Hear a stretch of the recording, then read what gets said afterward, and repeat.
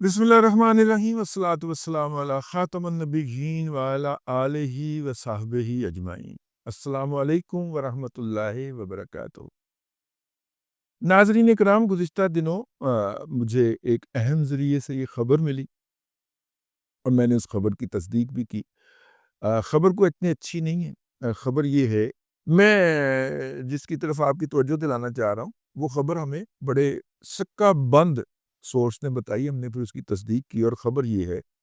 کہ رام مندر کی تشکیل و تکمیل کے بعد اب بی جے پی اور اس سے منسلک بجرنگ دل اور دیگر اداروں نے ان کے یہ نعرہ لگا دیا ہے کہ جو ہماری متبرک ہے درگاہ شریف، اور جس کے لیے ہمارے بیشتر اہل پاکستان یہاں سے جاتے بھی ہیں، اجمیر شریف کی، اور اب ظاہر ہے کہ اجمیر شریف کے جو بزرگ ہیں وہ بر صغیر پاک و ہند کے اندر سلسلہ صوفیہ کے بانی مبانی ہیں نا، ٹھیک ہے نا، اور جو ان کا مطلب کہ قرآن، مطلب حضرت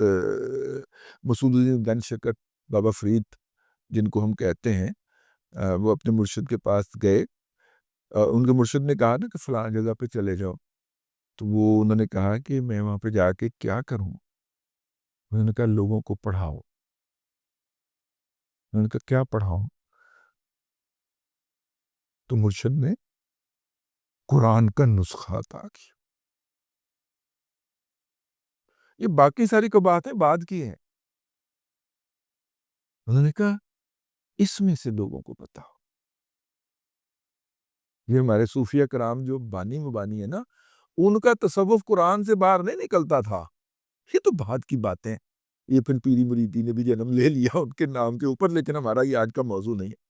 تو وہ اجمیر شریف کی جو درگاہ شریف ہے اس کے بارے میں یہ کلیم فائل کیا ہے انہوں نے عدالت میں کہ یہ تو جناب مندر تھی، تو جس طرح بابری مسجد پہ ہمارا قبضہ وہاں کی عدالتوں نے کروا دیا ہے، اس طرح کا قبضہ ہمیں اجمیر شریف کا بھی دلوایا جائے۔ اب انہوں نے دعویٰ کیا ہے، اور وہ دعویٰ جو ہے وہ عدالتوں میں تاریخیں پڑھتی رہیں گی، جب آپ اور میں اس کی اہمیت کو، سینسٹیوٹی کو بھول جائیں گے، پھر ایک دن کوئی عدالت اس ہندوؤں کے حق میں فیصلہ دے دے گی۔ اور ویسے بھی ہم اس بات کے اوپر آ کے بڑا فخر کرتے ہیں کہ جناب وہاں پہ جو بھی درگاہ ہے وہاں پہ ہندوؤں کی زیادہ اکثریت آئی ہوتی ہے، ایس گلوں آئی ہوتی ہے، انہوں نے قبضہ کرنا ہوتا ہے، ٹھیک ہے۔ تو بہرحال اور بی جے پی جو ہے اس نے تو الیکشن ہی اگلا اس بنیاد پہ لڑنا، جو 4 سیٹیں کام ہوئی ہیں انہوں نے پوریاں نہیں کرنی، تو وہ انہوں نے پوریاں کرنی ہے۔ ویسے وہ یہ یاد رکھیں کہ ایودھیا والی کانسٹیچوئنسی سے بی جے پی آ رہی ہے شاندار طریقے سے، اینی ہاؤ۔ وہ جناب اجمیر شریف کی بندرگاہ کے اوپر یہ اٹیک ہو گیا۔ اب یہ اجمیر شریف کے کئی وہاں پہ متولی ہیں جو دربار کے ہیں، اور سب کو وہاں سے ملنے والا جو وہ ہے ڈونیشنز ہیں وہ تقسیم کر کے ملتی ہیں، وہاں کے عدالتوں کا فیصلہ ہے۔ ان میں سے یکے اب از جو متولی ہے، یکے از متولی، نام نہیں بتاؤں گا میں کیونکہ وہ ویڈیو ہٹا دیتے ہیں۔ تو وہ صاحب جو ہیں وہ را کے ہینڈز ان گلوز، کچھ لوگوں نے میری توجہ دلائی، میں نے جب ٹویٹ کیا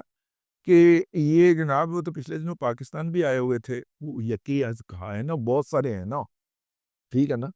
وہ جو پاکستان آئے تھے ان کی بات نہیں ہو رہی، یہ ایک اور صاحب۔ اچھا، راگ کے متولی ہیں تو ہوتے رہے یار وہاں پہ سروائیول کے لیے، اور ان کو وہاں کی اسٹیبلشمنٹ کے ساتھ رابطہ تو رکھنا پڑے گا نا بھائی، ٹھیک ہے نا۔ اسد الدین اویسی کو وہاں کی سی بی آئی جو ہے اس کے ساتھ رابطہ تو رکھنا پڑے گا، کیونکہ سروائیول نہیں کرنا، یہ تو ٹھیک ہے۔ لیکن میں نے جب یہ کہا تو اگلا دن پامبڑ بال گئے۔ میں نے کہا کہ ایم کیو ایم کے جتنے بھی مفرور جو تھے جو کہ ٹریننگ کے لیے بھارت جایا کرتے تھے، یہ موصوف ان کے میزبان ہوتے تھے، ٹھیک ہے۔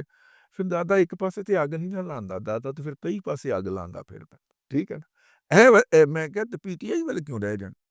اس وقت پاکستان کے خلاف، پاکستان کی فوج کے خلاف جو پروپیگنڈا ہوتا ہے اس کا میجر کنٹریبیوشن آپ کو پتہ ہے چنائی سے آتا ہے، ٹھیک ہے۔ جو خاص طور پہ جو ٹرینڈز بنتے ہیں وہ چنائی سے مینج ہوتے ہیں، ظاہر ہے وہ مفتی تو نہیں نہ پیسے لینے دینا، ان کی ادائیگیاں بھی موصوف ارینج کرتے ہیں، یعنی دونوں کاموں کے اندر کامن فیکٹر جو ہے وہ موصوف ہے۔ تو میں نے کہا کہ آپ کو انڈین اسٹیبلشمنٹ کے بوٹ چاٹ کے، بلکہ اور بھی پتہ نہیں کون کون سی جگہ چاٹ کے کیا حاصل ہوا؟ ٹھیک ہے نا؟ اب اس کے اوپر جناب ایک منہاجیہ جو ہے، جو کہ پتہ نہیں کون سے دور دراز علاقے، یار منہاجیہ نو پتہ نہیں میرے نال کیوں اللہ واسطے رہے، ٹھیک ہے نا؟ ان کے مستقبل بھی کئی جو میرے اسٹوڈنٹ رہے ہیں ان کے مستقبل سیدھے کیے، لیکن یار میرے خلاف قادیانی اور منہاجی، ٹھیک ہے نا؟ قادیانی اور منہاجی، مجھے سمجھ نہیں آئے گی یار، اے بندے نے میں کچھ کیا ہی نہیں، یہ او سڑک دے پرلے پاسے جا کے میں نے روڑا بھی مار گیا، گالی کٹ گیا، میں انہوں کی کیا یار، میں تے بیٹھا آیا ہوں، اے سمجھ نہیں آن۔ پھر تھاٹ پروسیس شروع ہوتا ہے، پھر اس کا پیچھا کرتے ہیں، یہ کتھوں آیا ہے، پیو کون ہے، یہ ماں کون ہے، یہ دادا کون سی، پتہ چلتا ہے قبیلہ قادیان سے ہے۔ اور میں آپ کو عرض کروں، یہ میرے لیے کسی بزرگ کی عطا ہے، ٹھیک ہے؟ اس نے کہا تمہیں دیکھتے آگ لگتی ہے ان کو، اور یہ ہمارا حکم ہے۔ بزرگوں نے کہا کہ یہ ہمارا تمہارے اوپر ہاتھ ہے کہ تمہارا یہ چوکٹا دیکھتے ہی ان کی ایسی ایسی جگہوں پہ آگ لگا کرے گی کہ تم تصور بھی نہیں کر سکتے۔ میں نے کہا میں ایک بے عمل قسم کا مسلمان پھر صحیح میں میرے سے کیا لینا، انہوں نے کہا نہیں یہ تو پھر ہم پھر ایسے ہی تو نا مرید بناتے ہیں۔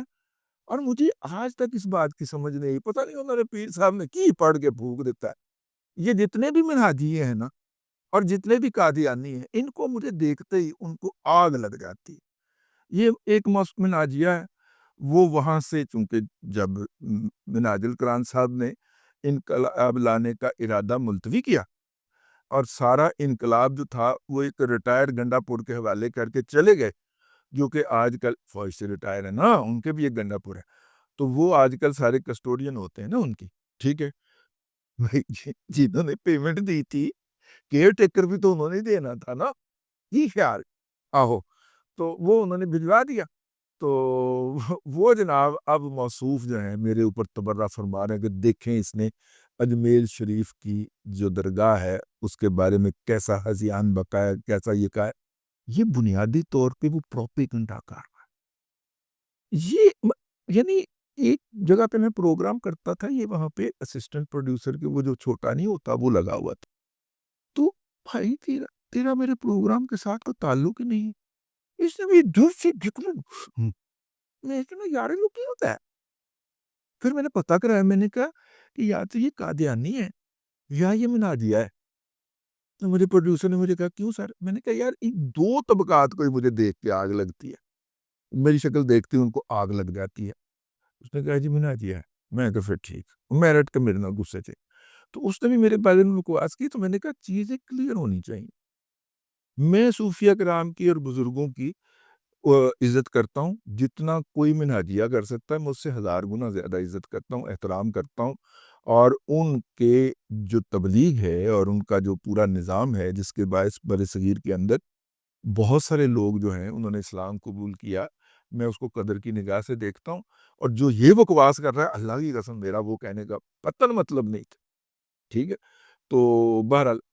اب جناب یہ تو مناجیہ تو ادھر سے آ گیا، اچھا اس کے پیچھے وہ ہے نا للی ہے، لیکن ادھر سے جب میں نے کہا کہ ایم کیو ایم کے جتنے بھی دہشت گرد انڈیا گئے یہ اس کا میزبان ہوا کرتا تھا، اتے آگ لگ گئی ایم کیو ایم ہے جی۔ اب ایم کیو ایم کی وہ تو نہیں نہ رہی سوشل میڈیا کے اوپر بدماشی جو کسی زمانے میں ہوا کرتی تھی اندرون اور بیرون ملک سے، ہے جی آہو، تو اب انہوں نے گالم گلوچ تو شروع کی ہے لیکن اس کے اندر وہ شدت نہیں ہے نا، مطلب کتا جو ہے وہ بھونکنا شروع کرے اور اس کی رسی وہاں تک آ رہی ہو تو وہاں پہ وہ کڑا بھونک رہا ہے، دانت نکال رہا ہے، ویسے دانت دونوں نے کٹے گئے ہوئے ہیں، دانت نکال رہا ہے، اب سکون سے بیٹھ کے انجوائے کر رہے ہیں، ہاں اور گال کٹ اور گالی دے، بھئی میں نے تو اپنی بات کر دی ہے، ٹھیک ہے نا؟ اب آپ اپنی بات کریں، آپ کہیں کہ آپ کے لوگ انڈیا نہیں جاتے ہیں، کیا آپ کے لوگوں کے اعتراضی بیانات موجود نہیں ہیں، ٹھیک ہے نا؟ اور کیا وہ اس وقت آن لائن دستیاب نہیں ہیں؟ ایسے نہ کریں سر، ٹھیک ہے نا؟ ہاں، تو بہرحال ایک تو یہ کلیریفکیشن بہت ضروری تھی اور دوسرا یہ بتانا بہت ضروری تھا کہ آپ کے بھائی نے یک وقت ایم کیو ایم لندن کی بات ہو رہی ہے، ویسے بھائی سے میرا بہت احترام کا تعلق ہے، خاص طور پہ جو ہے یہ جو مناجی ہیں، یہ جب میں چکا گیا تھا تو انہوں نے باقاعدہ اس کے اوپر ٹرینڈ بنایا تھا بھی میرے خلاف کہ ہور کٹو ہیں، اور ان کی مجھے نفرت کی وجہ سمجھ نہیں آئی۔ طاہر القادری جو ہے، مطلب کہ مطلب ظاہر ہے میں طاہر القادری کا گھٹیا پن ہی بے نقاب کرتا ہوں، میں کہتا ہوں یہ گولی نہیں چلی، اور یہ برگی کا خون ہے، یہ جو اس نے ڈرامہ کیا تھا ایک دفعہ، خاکسار ان میں ان گناہ گاروں میں شامل تھا جس نے اس کا وہ ڈرامہ بے نقاب کیا تھا۔ اچھا میں جب کہتا ہوں کہ یار یہ جو ہے اپنا یہ اس نے نا ایک دفعہ جواد فیضی سمر کا دعا ہے،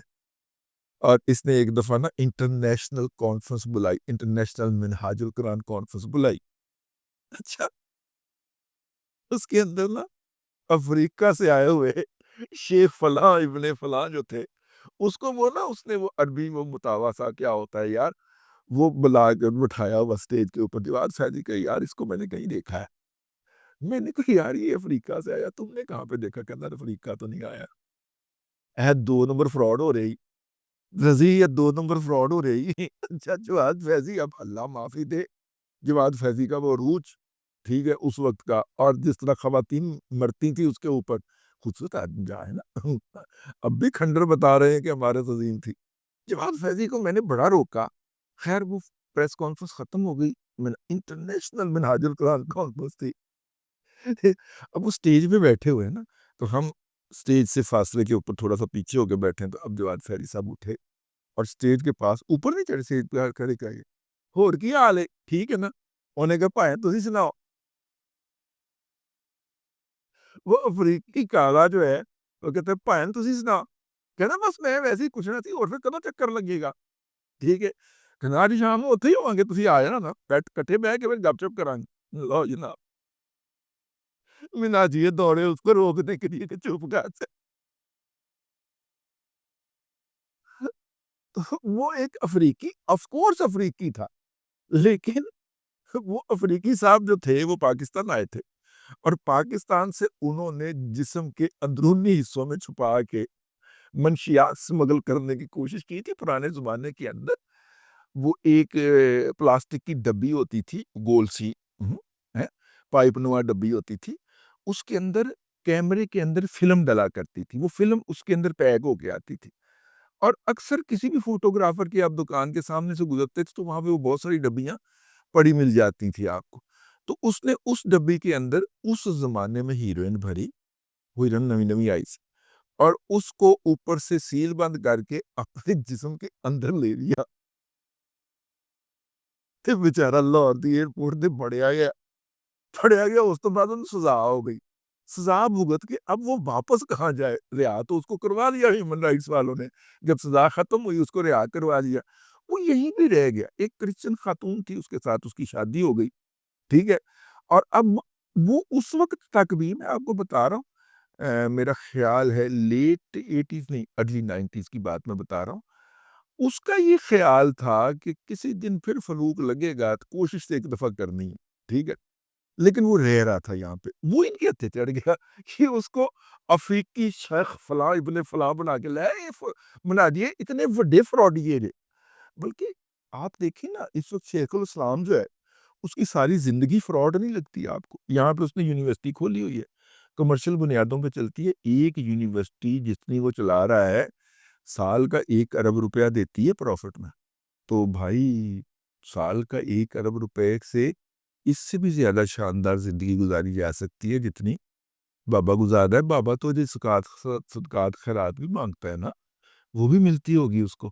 اور کینیڈا میں بیٹھ کے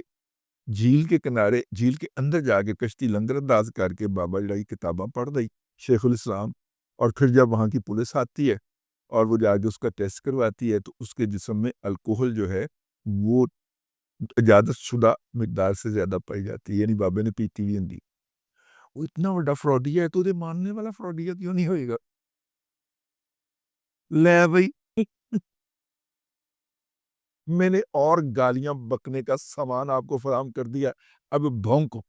ٹھیک ہے، مناجیو اور الطافیو بھونکو، ٹھیک ہے۔ بہرحال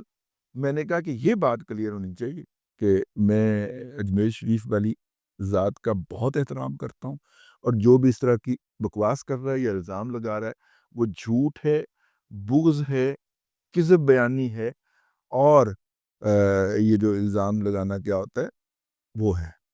ٹھیک ہے، بے بنیاد الزام لگانے کو جو ہم کہتے ہیں نا وہ ہے۔ تو بہرحال اب تک کے لیے اتنا ہی، اگلے ولاگ کے اندر پھر ملاقات ہوگی۔ اللہ تبارک و تعالیٰ آپ کو آسانی عطا کرے اور آسانیاں خلق خدا میں تقسیم کرنے کی توفیق عطا کرے۔